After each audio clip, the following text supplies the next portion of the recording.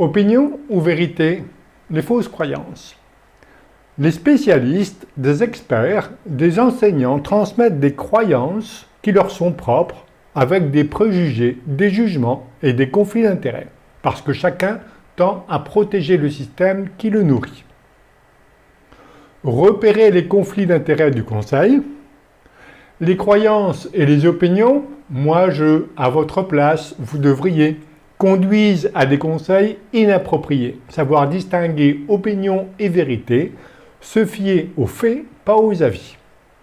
Le titre d'expérience n'est pas synonyme de compétence. Repérer les compétences, poser les deux questions. Pourquoi? Quel texte? Exercer son métier libre de dogmes, de conflits d'intérêts, d'idées préconçues et de jugements.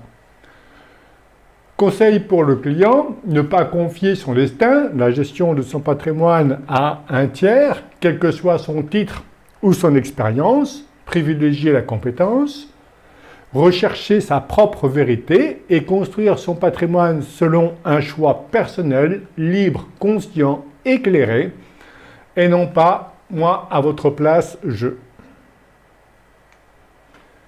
Voici quelles peuvent être les fausses croyances en gestion de patrimoine. Alors, en jaune, c'est que j'ai déjà publié des vidéos sur ces sujets-là.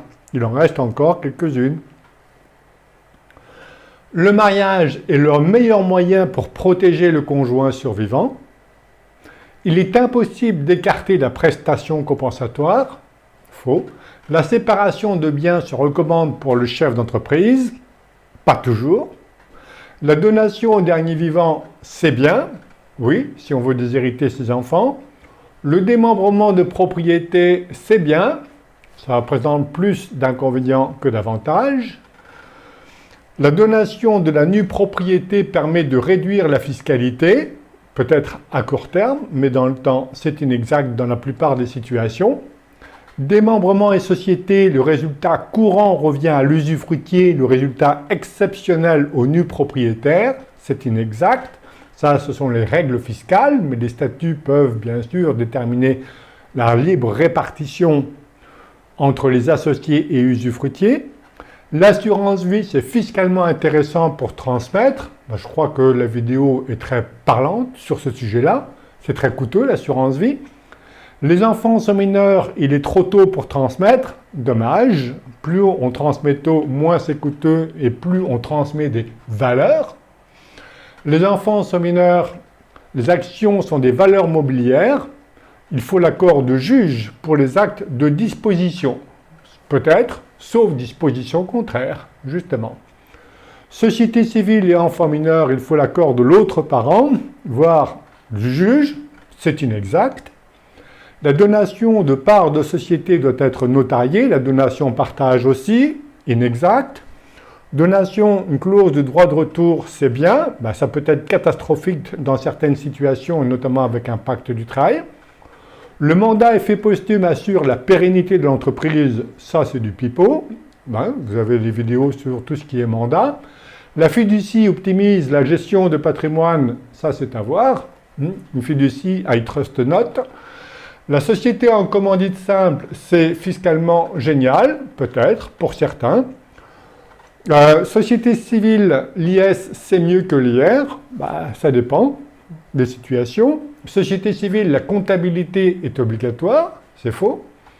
Société civile, SAS, la tenue de l'assemblée annuelle est obligatoire, non, sauf si les statuts l'ont prévu.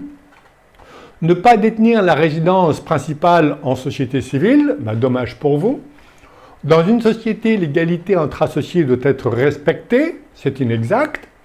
Le capital fort, c'est mieux qu'un capital faible, non, dommage.